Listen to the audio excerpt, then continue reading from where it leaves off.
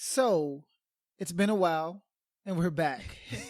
So, welcome everybody to season 2, episode number 62 of the Mastering Marriage podcast. We got a lot of stuff to cover, so we're going to get going. Let's go.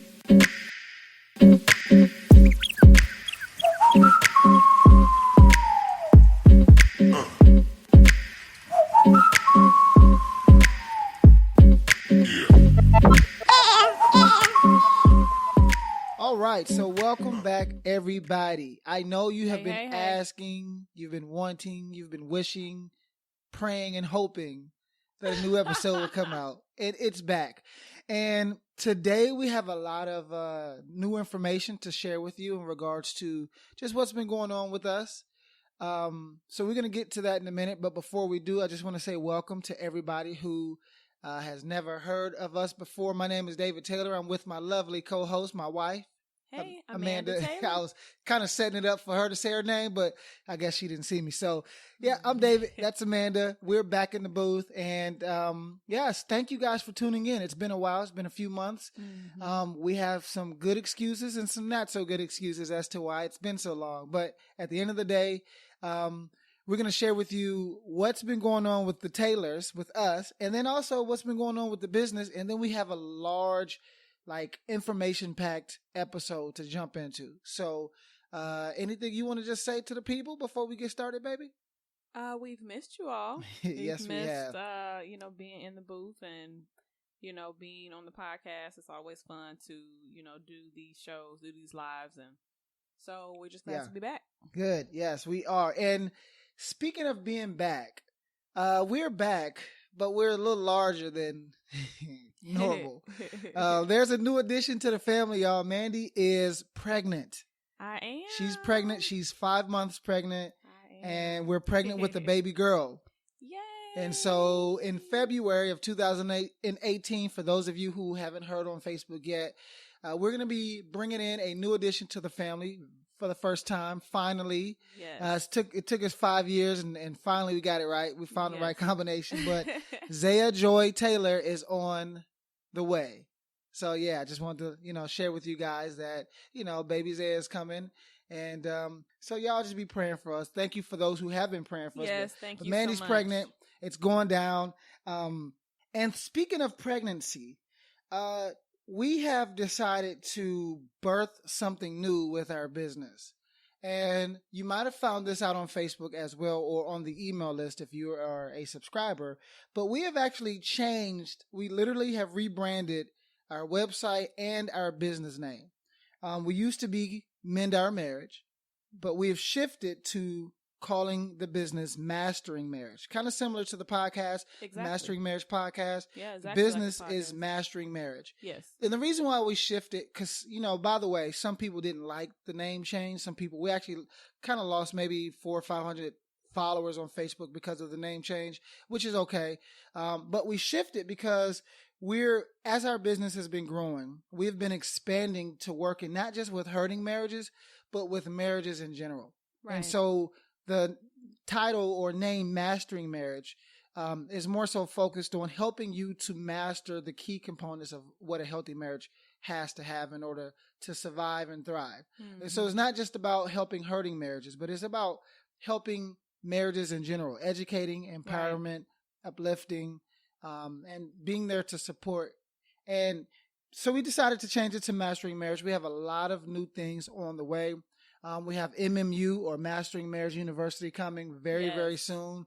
Be on the lookout for that. We got 2 new books about to drop.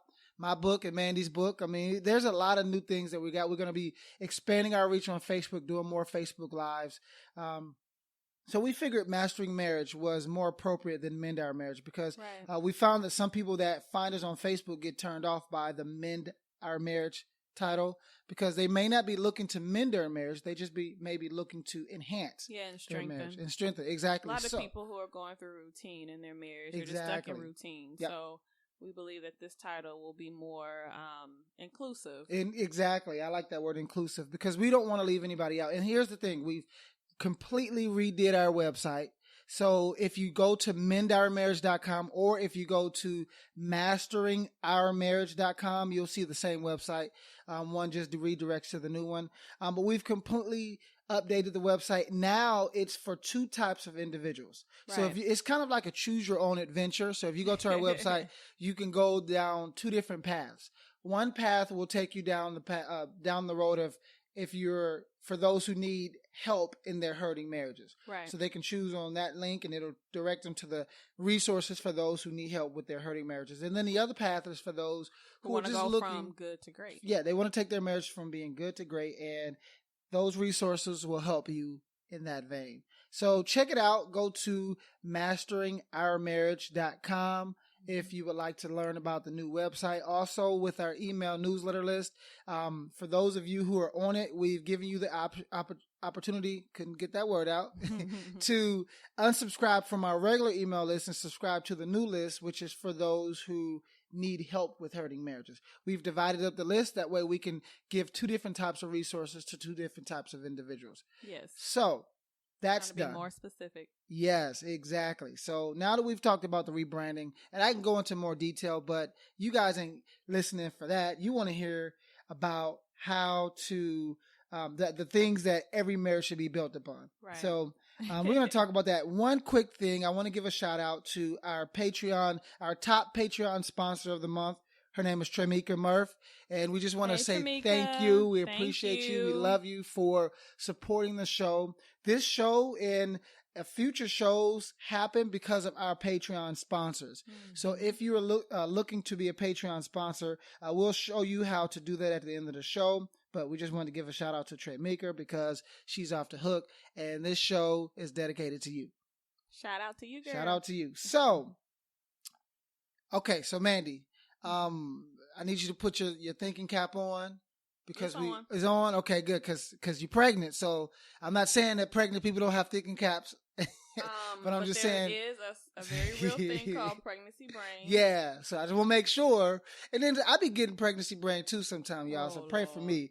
But today's show is going to be really, really, really heavy. It's a lot of information. So I want to prep you guys and say, go ahead and get your notebooks out, your pen, your pads. Some water. Get you some water. I got me some right here because my throat might get a little hot. But it's sticky. Dang. Okay. Well, it might. You never know. I'm prepared though. But anyway, guys, we want to go ahead and jump right in because I know this is a lot of information and some of it may challenge you. Some of it may stretch you. But today we're going to talk about the pillars of marriage. And specifically 10 pillars of marriage. And these are the things that literally every marriage should be built upon. And then in the end, I want to kind of let you guys evaluate based off of those pillars, how strong is your marriage? Mm-hmm. So we're going to discuss a topic related to marriage that often goes overlooked. And here's the thing, after years of working with marriages and studying marriages, it has dawned on me that most people getting married, they really don't have a clue as to what they're doing, right? They get married with hopes and aspirations and expectations, but they don't have any skill set that complements their desire to be married. Right. And so they get married and they just don't know what to do. Mm-hmm.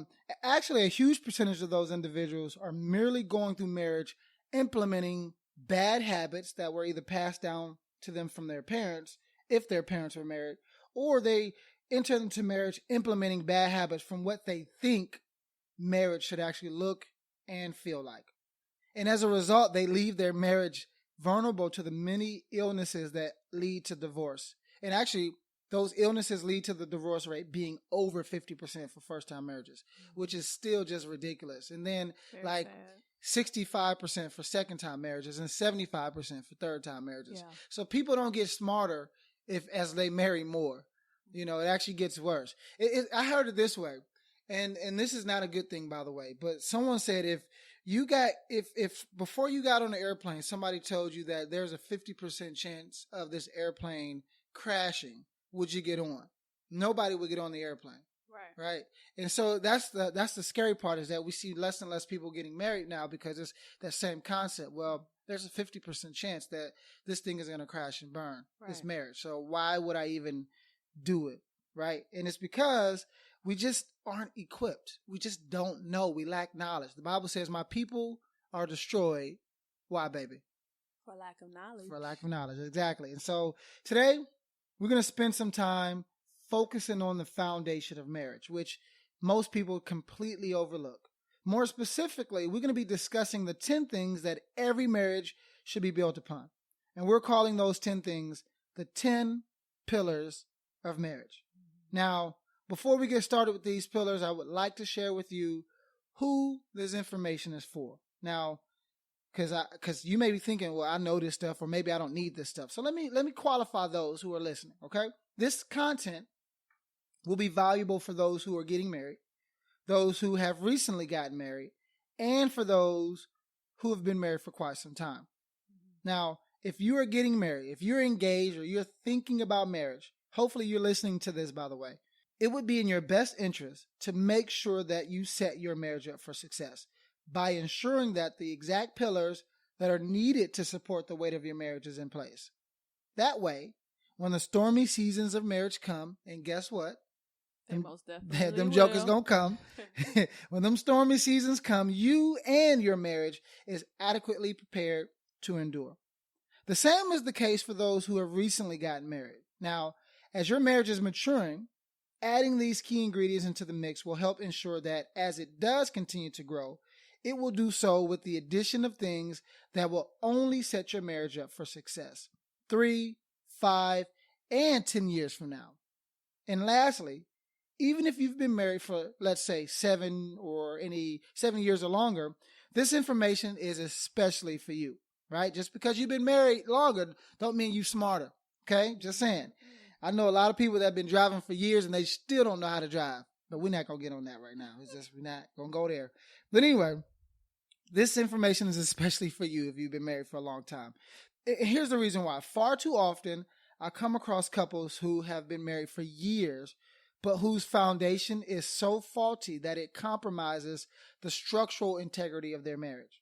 So, when the storm comes, because they always do, their marriage suffers. And these couples tend to be caught up in the unhealthy cycles, and due to life, bills, kids, and other things, they don't have the time and the energy to even fix their marriages. So they ride the storm out and they wait for the next one to come, right? And this information will help you to go back to the basics, to reevaluate what is missing so that you can begin to properly tend to the pillars that need your attention the most. Because you may be doing good in 2 or 3 of these pillars, and so you don't need to focus on all 10. Right. Just focus on the ones that need the most attention. So, by now, we've qualified every married person that should be listening, right? So let's dive into this and discuss the 10 pillars that every marriage should be built upon. Then we will challenge you to objectively assess how strong your marriage currently is in each of those 10 areas. Okay? Good? Are we good so far? Ready to dive in? Baby? The cat got your tongue? Yeah, I'm ready. Why you... I was inviting you to speak, and you just kept nodding your head. I'm sorry, I had a little something going on in the baby area. Oh, so what happened? You want to share with the people what you're feeling? Oh, she was moving, and I felt a little nausea. Zay. So it was all Calm right. down, Zay. She's all right. You know what? Before we get started, guys, I do want to share something with you guys because y'all family. I had 2 dreams about my baby girl before I even knew that we were having a girl. God literally showed me her twice. I got to hold her. I got to play with her. I got to smile and kiss on her. I got a chance to meet her twice before we even saw her at the ultrasound. So that's just something that I'll always cherish for life. But anyway, let's get back to let's get back to the 10 pillars of marriage. And go ahead. I'm gonna go ahead and start with the first pillar that your marriage should be built upon. And these are in no particular order, so you can look at them and, evaluate them as you choose to. So, but anyway, the first pillar is spiritual synergy. Now, when I say spiritual synergy, I'm speaking about the combined efforts of you and your spouse interacting spiritually. So much so that the combined effort of you guys working together spiritually is so much greater that it produces an effect that is greater than what you can do if you guys were to work on your own spiritually. And spiritual synergy is all about spiritual intimacy. Spiritual intimacy is the connection that is created between a couple when they share their spiritual growth with each other. Now, keep in mind that spiritual intimacy is not the same as spiritual growth. Spiritual growth is what you do on your own. It's personal. But spiritual intimacy comes from your ability to share with your spouse your spiritual growth.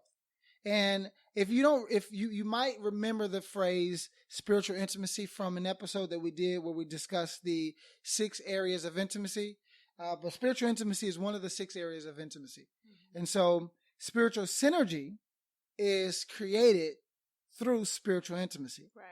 And so, think about it like this. What is God's purpose for your marriage? And are you two actively pursuing his purpose for your marriage and living it out?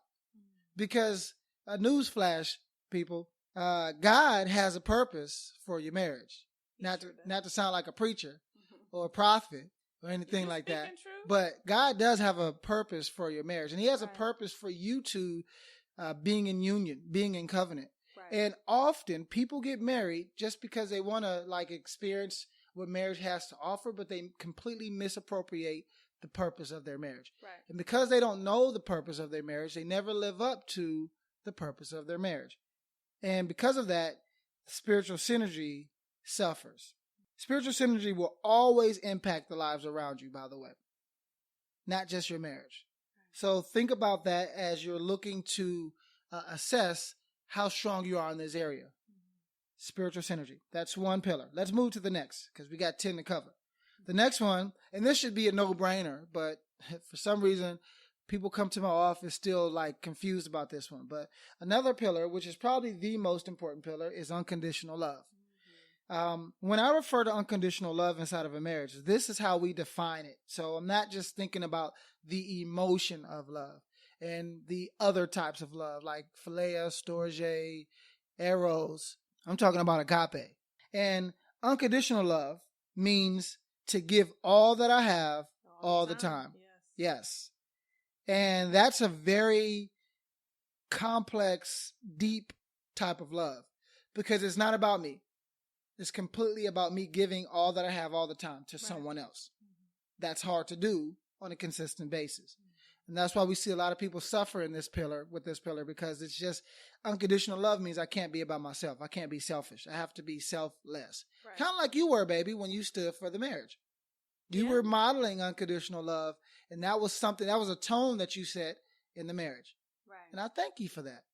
I honor you for that. Thank you. But yeah, unconditional love means to give all that I have all the time. And so what this means is that unconditional love is not an emotion. So you should never be saying, I just don't feel like I don't feel in love with you anymore. Like those words shouldn't, if it ever comes out your mouth, just go ahead and just shut your lips, because that shouldn't come out your mouth if you truly understand the nature of love. Right. See, unconditional love produces emotions, but it's not an emotion. Right?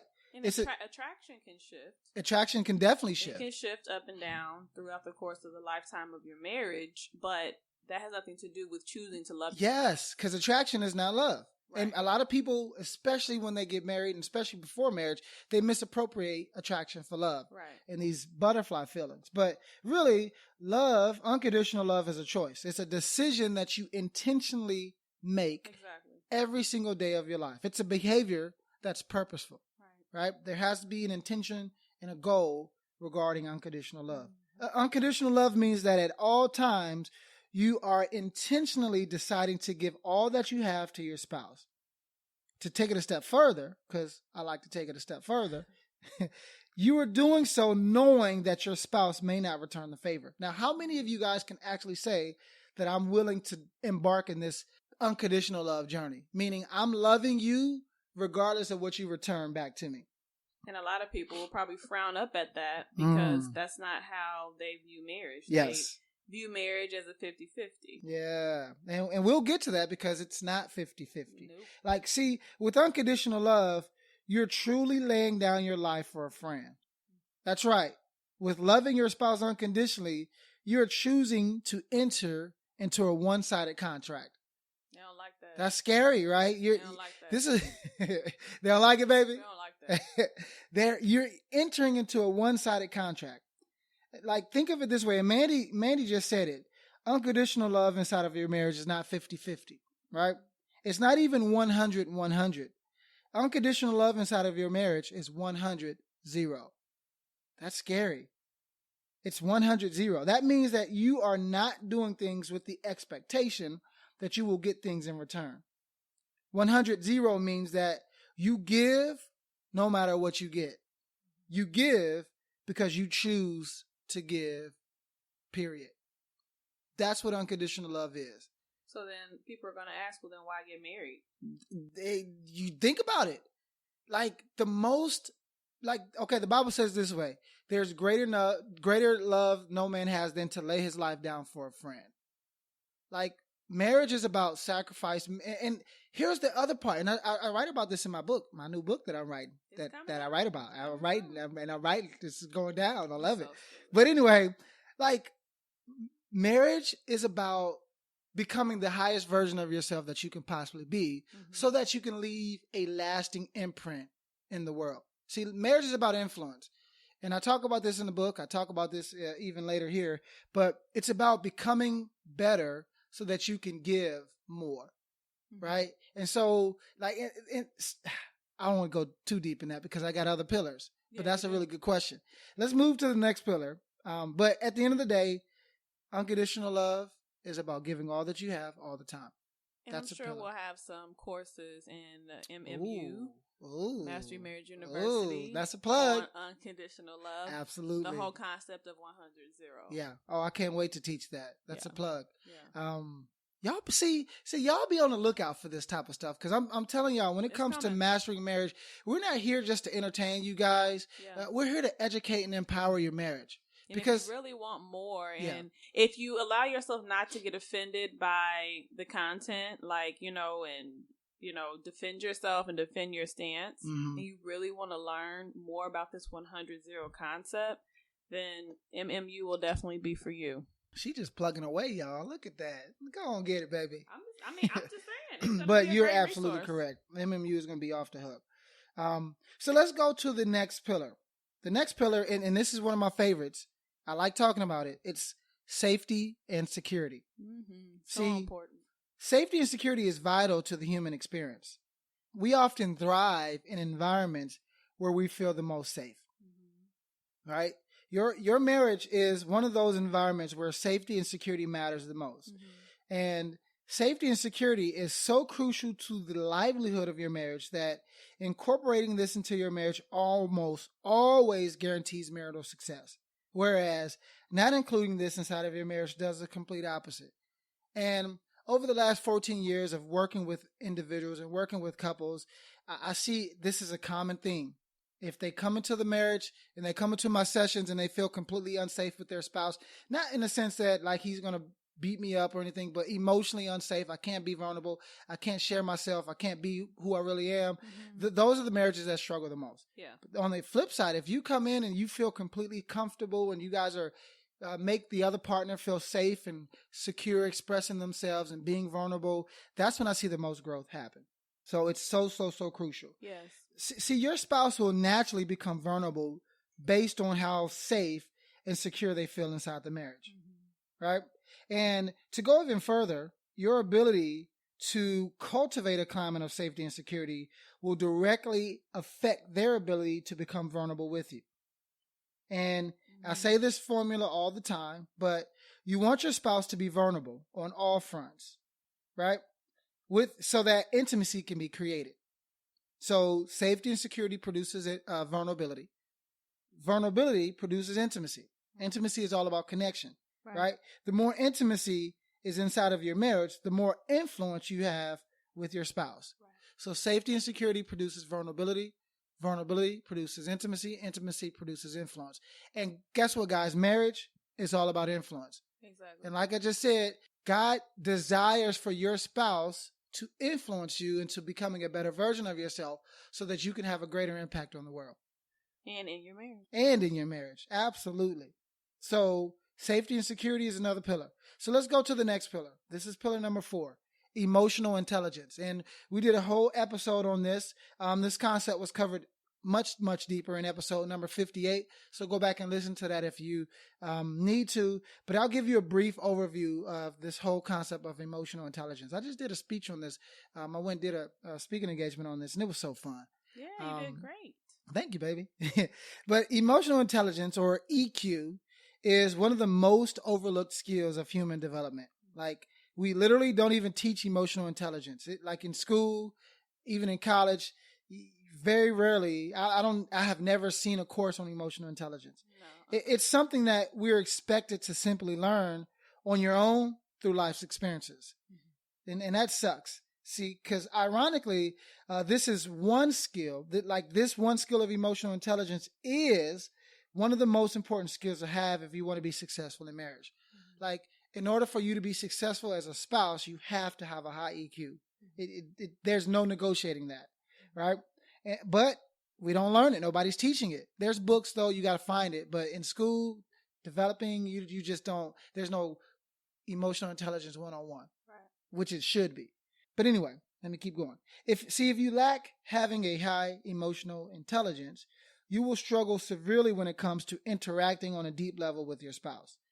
And yes, us dudes, us men, us ashy guys, we usually have a lower EQ than women. Like, because it's just not socially acceptable for men to be connected with their emotions, their deeper emotions. Women, it's okay for y'all to be, right? Like, when the baby comes, it's okay for you to be, the baby to be swaddled up with you. But for dudes, we have this ego where we got to be tough, right? And so, you won't have that. I sure won't. I'm going to be hugged up all on my daughter because that's my baby girl. But anyway. But so let me define what emotional intelligence is, because I just did all this talking about it and I didn't define it. So emotional intelligence, or EQ, is defined as your ability to recognize and understand emotions inside of yourself and inside of others, as well as your ability to use that awareness to manage your behaviors and to manage your relationships. So, like, emotional intelligence, it's all about knowing yourself, being aware of how you feel, what's going on internally, and then being able to apply what's going on internally to your behaviors externally, as well as your relationships. See, emotional intelligence affects how we manage behavior. It affects how we navigate complex social situations like mm-hmm. marriage, and it affects how we make personal decisions. Right. So it affects pretty much everything. And as I discussed in episode number 58, there are 4 areas that you must develop in order to increase your EQ. And I'm just going to briefly run through these because, again, go listen to episode 58. It'll give you even more details. But the 4 areas of EQ is self-awareness. And self-awareness is your ability to perceive your own emotions in the moment and to understand how your tendencies are across different situations. So what's going on inside of me? And then how am I in different social situations? What are my triggers? Who triggers me? When am I triggered the most? Right? How do I act when I'm triggered? Self-management, which is the second area of emotional intelligence. This means that you are effectively and successfully able to manage your reactions to both situations and people. Right? This one is all about not being controlled by your emotions. Yeah. This is huge, y'all.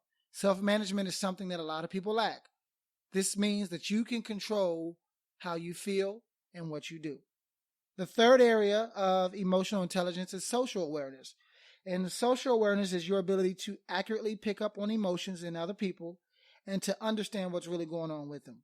Right? So how well are you at understanding when your spouse is upset? How well do you do at reading your spouse's body language, their facial expressions, right? That's social awareness. Yeah. And then the last one is relationship management. That's the last area of EQ. And relationship management is your ability to use your awareness of your own emotions and the emotions of your spouse to manage your marriage successfully. Right. So this is about making sure that you can use your awareness, the awareness of what's going on in your spouse, to manage and navigate through your marriage. Okay? Again, listen to episode number 58 if you want more details on that, because we got more pillars to cover. So let's move to the next pillar. The next one is intimacy. Yes. Mm-hmm. Intimacy inside of your marriage is deeper than just sex. Okay? It's not just Y'all coitus. Okay? It's not coitus. It is coitus, but it ain't just coitus. Okay? Nasty. Anyway, sex and marriage is not nasty, by the way. I just like saying that. I don't know why. Intimacy is all about connection, exposure, and influence. Because remember, intimacy precedes influence. So the more intimate you guys are, the more influence you guys will have with each other. Right. Intimacy is about connection, exposure, and influence. Actually, like I said earlier, there are 6 areas of intimacy as it relates to marriage. And I covered these 6 areas or more in depth in episode number 47. Okay? But I'm just going to give you a brief overview of the 6 areas of intimacy, just in case y'all ain't listened to episode number 47, which you should have, because it's a very important one. But here are the 6 areas of intimacy. The first one is emotional intimacy. And this one is all about how well do you share, accept, and respect the other emotions or the emotions of your spouse. Are you afraid to truly give your emotions, your true emotions, to your partner? Do you feel that you'll be penalized if you open up and talk about how you truly feel? I know that in the past, and if I'm not paying attention, I could struggle with this particular one because I know that there are moments when Mandy want to express something to me, especially during pregnancy. She may feel that I may be critical or tell her that that emotion doesn't matter. And so these, especially for men, because we just aren't trained in emotional intelligence and being emotionally intimate, like this is one that you got to look out for the most, fellas. Okay. The next area of the next area of intimacy is intellectual intimacy.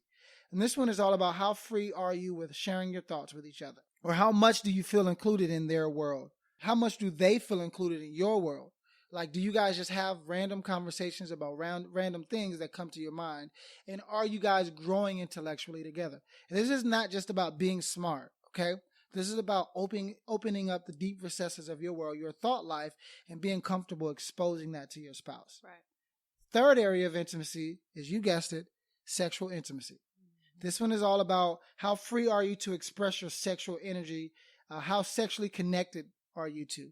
And sexual intimacy is not just about the act of coitus.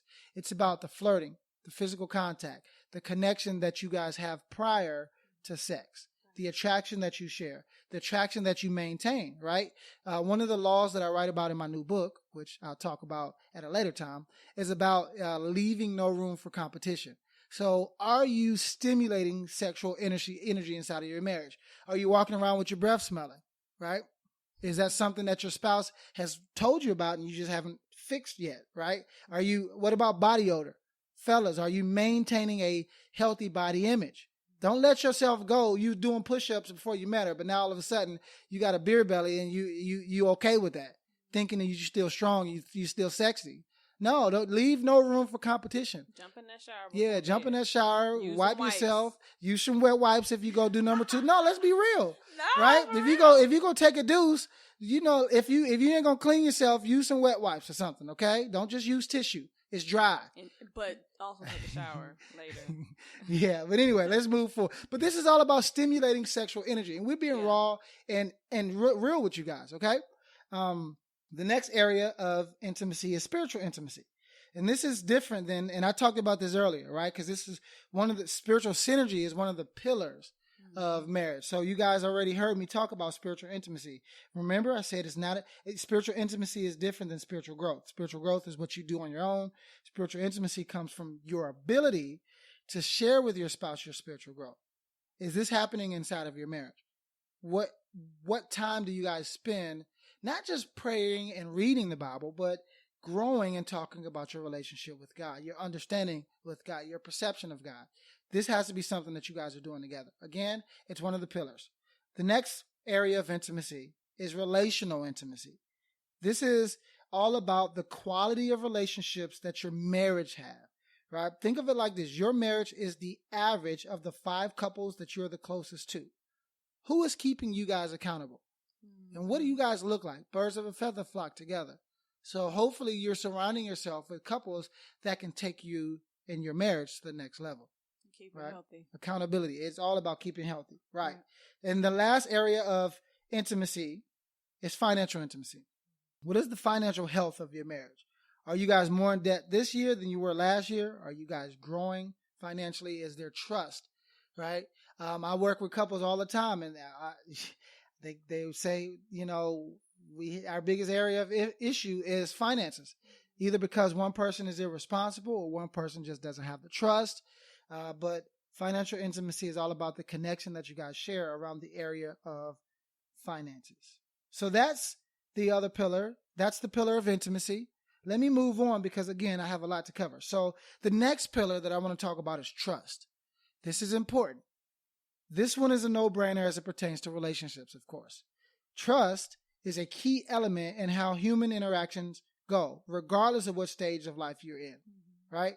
See, think about it like this. Based on how things were when you were like a baby and throughout your adolescence, you either learned that this world could be something that you can trust, or you learned that you had to find ways to protect and survive on your own.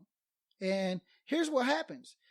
The perception in our relationship with trust as children transfers to how things go when we're adults. So we often bring these core beliefs with us about how the world is, how trustworthy the world is, into our marriages. And this is good for us if we have a healthy view of trust, and it's bad for us if we don't. Right. For starters, most people misinterpret how trust should be handled inside of relationships.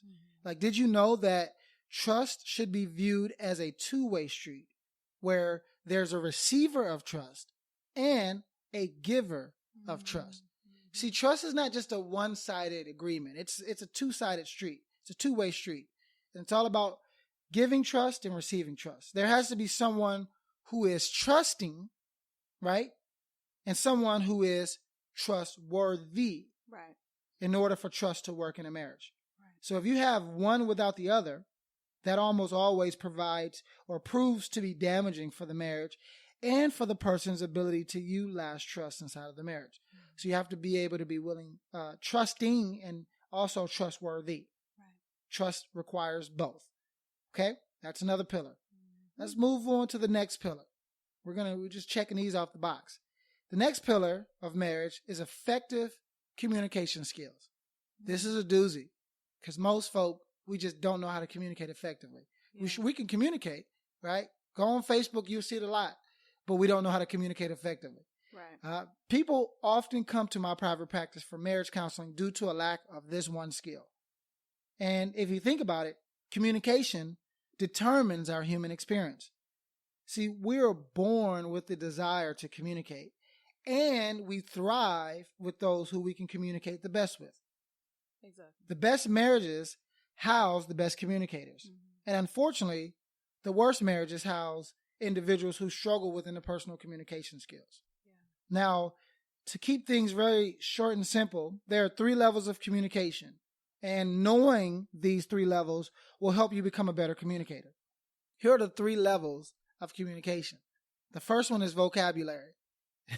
And this is all about what we say. Now, you may be surprised, but only 7% of what we communicate is based on vocabulary. So 7%, that's a small percentage. That's less than 10%. The second area, or the second level of communication is voice inflection. And this is how we say what we say. And now, like your voice tone, intonation, things like that, this makes up 38% of communication. So that's 38%, so it is. It's crazy that only 7% is what we say. 38% is not what we say, but how we say it. That's crazy. And the third level of communication, which is the most important level, is nonverbal, right? And this is what we do while we are saying what we say. 55% of communication is made up of nonverbal communication. Right. And it would benefit you to pay close attention to your spouse's body language. Because they could be saying one thing with their mouth and saying something completely different with their body, which is often how things go dealing with the pregnant wife.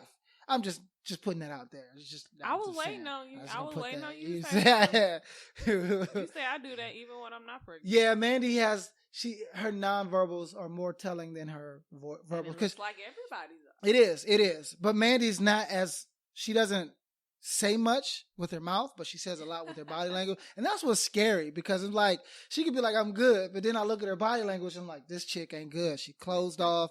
She's staring out the window. Shoot. What did I do? What the heck did I do? But yeah, nonverbal is 55%.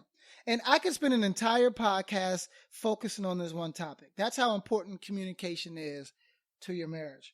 But for now, for the sake of time, just know that you and your spouse will most likely have two different communication styles and will most likely put more of an emphasis on one of those three levels of communication than the other. Mm-hmm. What this means is that you may have grown up in a household where what was said was considered more important than how it was said, or your nonverbals was considered more important than anything else.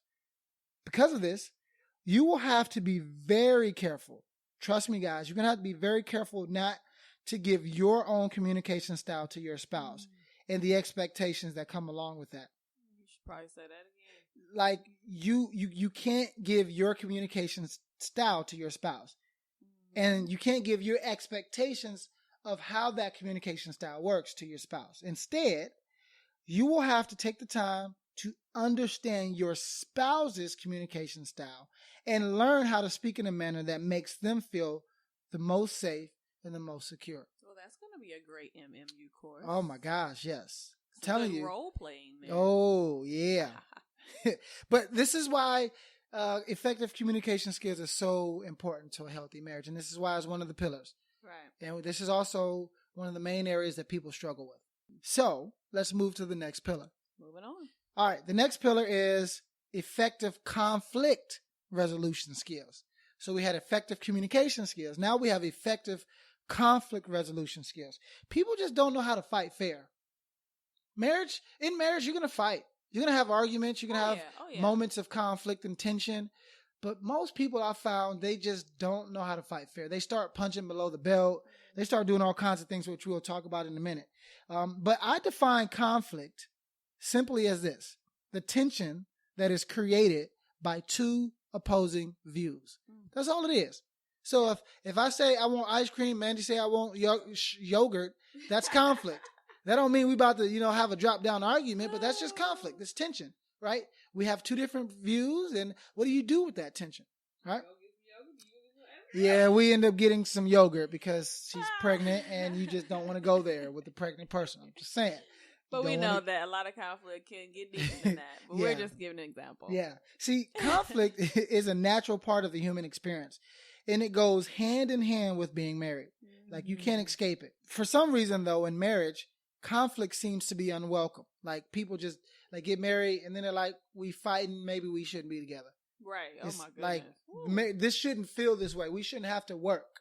It should be easy. I've heard that. I've heard that on TV. I've heard that. No, sucker. It's not that easy. I'm sorry.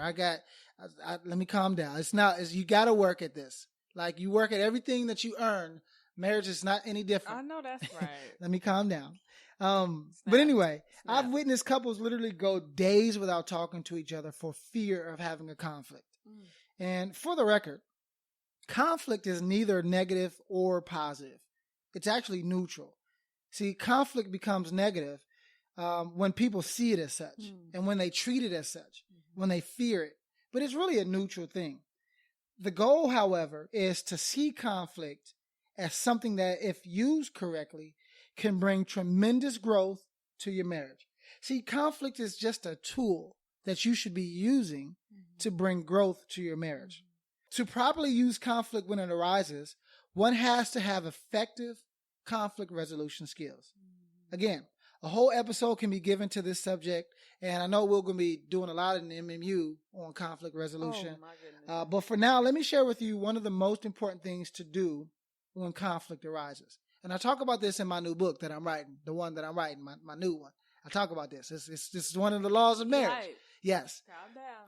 But here's what you should do whenever conflict arises. Avoid the 4 horsemen to fail relationships. Just avoid them jokers, okay? Yeah. And let me just give you those 4 horsemen, then we're going to move to the next pillar. Again, a whole episode could be given just to this one. We're going to talk about this in MMU. I'm going to talk about this in my new book, the one that I'm writing, that one. Yeah, I'm going to talk about that. But anyway, the 4 horsemen, they're criticism, defensiveness, stonewalling, and contempt.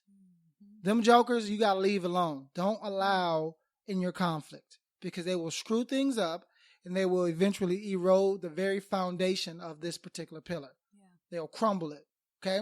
So those 4 horsemen, leave alone. We're going to go even deeper with those things, and we have actually talked about those in past episodes. We actually have a blog. We have we sure do. I don't know the title, or else I would direct it to you, but just go to the website, masteringourmarriage.com/blogs, and you can find it. Anyway, let's go to the next pillar, because we have, let's see, 1, 2, we only got 2 left, and we're done. So this is number 9. The 9th pillar is respect. Okay? Put some respect on it. Yes, put some respect. How can you truly submit one to another if there's no respect or respect? Okay? How can you truly trust your spouse if there's no respect? How can you truly love unconditionally if you don't have respect for your spouse? No? Too much? I'll say it normally. David knows that it's with a T, not a K. You said put some respect on it. It was supposed to be a joke. Yeah, I know. For that second. Did I draw it out too much? You know. Okay, I thought I enjoyed it. It was cute, though. Thank you, baby. But anyway, let's move. But think about it. How can you truly submit and have unconditional love and trust your spouse if you don't respect them? See, this pillar of marriage has to be in place at all times, because without it, the decision to love unconditionally becomes that much more harder. See, unconditional love is already difficult, especially if you lack access to the source. But if there's no respect involved, it's going to be extremely hard to love unconditionally. And before you see this as a no-brainer, understand that it is often your respect for your spouse that leaves first. You may not know it, but it really is. See, think about it. When you first met, he appeared to be extremely financially savvy, right? So you gave him your trust in the area of finances. You know, he drove up in his new car, had his new clothes on, was smelling good, new shoes, freshly lined up, right? So he's like, oh, this brother got, he's talking about how well he's doing managing his business portfolio. So you was like, this brother could do it. So you trusted him financially. But the more you got to know him, you started to notice that he actually had massive amounts of debt and very poor money management habits. He was renting those cars, but not like renting the car. He was like renting the car for a day, and paying daily to have this nice. Yeah, just for the day. He was showing off, right? And he was taking out loans to, finance his clothes and his haircut, right? And he didn't have a business. He just had a business idea. But you didn't learn that until you actually got to know him a little better, right? So eventually, as a result of the truth coming out, you lost respect for him in that area. And as a result, the topic of money becomes a major source of conflict between you guys. And you're less likely to submit to him in that area. All because there's no respect. Now, granted, I'm not saying you should respect him because of his financial mismanagement. I'm not saying that. I'm not saying one or the other. I'm just letting you know what happens typically. See, respect affects your desire to even use effective conflict resolution skills. And it ultimately ultimately a lack of respect starts to erode the intimacy that you share. Think about it. No intimacy equals no influence. Right. And marriage is all about influence. So if there's a lack of respect inside of the marriage, trust me, influence is going to go. Yes. So let's go to the last pillar. Then we're going to wrap up. Okay? Right. You still alive? You still with me? I am. Can I take a swig of water? Sure. Go right ahead. Oh, that was good. That was nice and refreshing. Yeah. So the last area or the last pillar is integrity. Yes. I said it, integrity. See, respect is often influenced by a person's integrity. Right? Think about with that money management analogy. His financial integrity or lack thereof is what caused you to begin to lose respect for his ability to be trusted with money. So it was the integrity that caused you, or his lack of integrity that caused you to lose respect.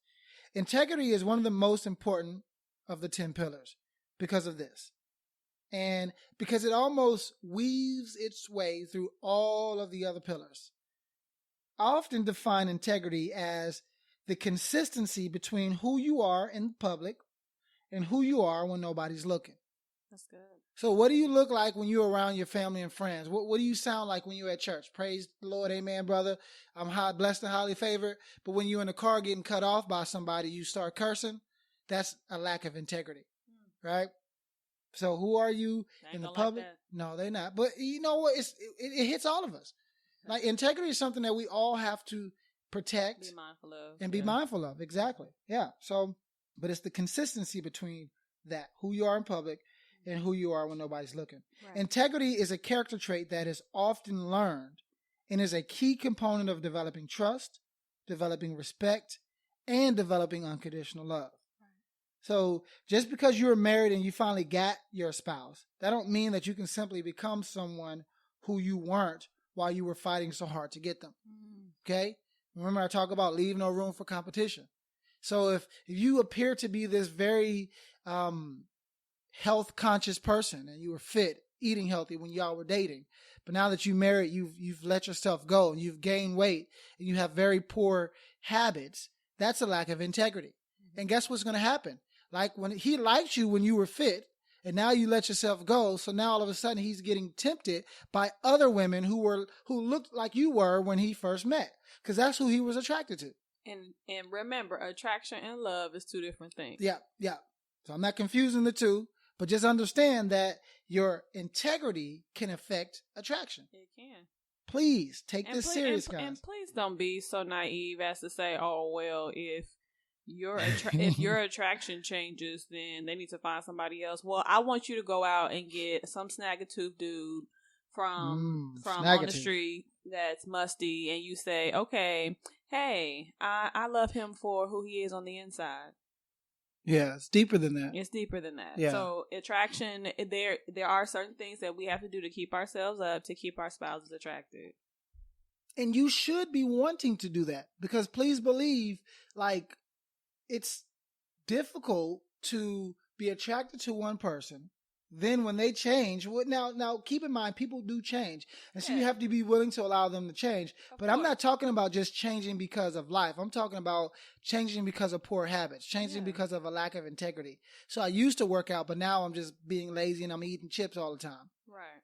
So then now you still expect him to be attracted to that when he wasn't attracted to that to begin with. Exactly. So it's integrity. That's the 10th pillar of marriage. So there you go, guys. And again, we could spend more time, but we've spent enough. But there you go. The 10 pillars that every marriage should be built upon. Now, what I want you to do is I want to give you guys an assignment. Okay. So we went over the 10 pillars, but I want you guys to go back through these 10 pillars. Go back through the episode if you haven't taken any notes. And here's what I want you to do with this information. I want you to rate yourself on each of the 10 pillars. And if you're feeling really froggy, have your spouse rate you, have your spouse rate you on each of those 10 pillars. So like if you guys listen to this together, you can rate each other on these 10 pillars. And now this isn't meant to create an argument. Yeah, this isn't meant to create division. It will create conflict, but they don't need to be an argument. This can be an intimate discussion, right? For you to learn and grow. But here's what I want you guys to do. Using a scale of 1 to 10, with 1 being the lowest and 10 being the highest, I want you to answer this one question. How well are you performing in each of these pillars? Start with your lowest rated pillar and begin to intentionally work to increase your performance in that area. Okay? And if you can do that with all 10, you will create an environment where these 10 pillars are supporting your marriage, right? And this is what it's all about. Right. So, do that. Please let us know how things go. I want to hear some feedback from you guys after you complete the assignment. But we're going to wrap up here. And I hope that this information helps you. I'm fully aware that this is not what most people talk about when they talk about marriage enhancement. So it may seem new to you, to some of you guys, and that's fine. But again, I challenge you to go back, listen to this as often as needed. And, Mandy alluded to this earlier with, MMU and other resources, but we plan to continue to provide this level of information during this second season of the podcast. Right. We want to make sure that we're standing out, not because of our personalities, but because of the type of information that we're providing. So you can expect this. And so that's why you may only get 2 a month, because these are really information heavy episodes. So we want you not to just listen to it once, but listen to it until you got it and apply it. Right. Okay. And I mentioned at the top of this podcast how you can help to ensure that we continue to do this same thing. And that's through Patreon. Right. And Patreon is a way for you guys to sponsor our episodes so that we can invest the time, the resources, and the energy into making sure that we improve it. And Tremaika, thank you again for being our top sponsor of the month through Patreon. But if you're curious about Patreon and how you can help, simply go to this website, www.patreon, and that's spelled patreon.com/masteringmarriage. So that's patreon.com/masteringmarriage. And that's how you can help us out. We really, really appreciate it. We'll give you a shout out. You also will get this podcast episode in PDF format emailed directly to you. That way you can follow along with it or take notes easily. Right. And then we just appreciate it. We'll give you a shout out on the air. So also remember that you can leave a comment about this particular episode by going to masteringourmarriage.com/episode 62. And that way, if you have any questions or you just want to tell us how much you love us, we can love you back. And anyway, we're going to wrap up here. Lastly, subscribe in iTunes if you haven't done so already. If you haven't, what the heck is wrong with you? Subscribe so that you can get these shows automatically downloaded to your iPhone or your iPad or whatever as soon as they come out. And also Stitcher Radio. Yep, subscribe to Stitcher, and that way you can get them automatically downloaded to Android. We got both of y'all covered. Right. And you can leave an honest rating and review there, and we'll appreciate you guys.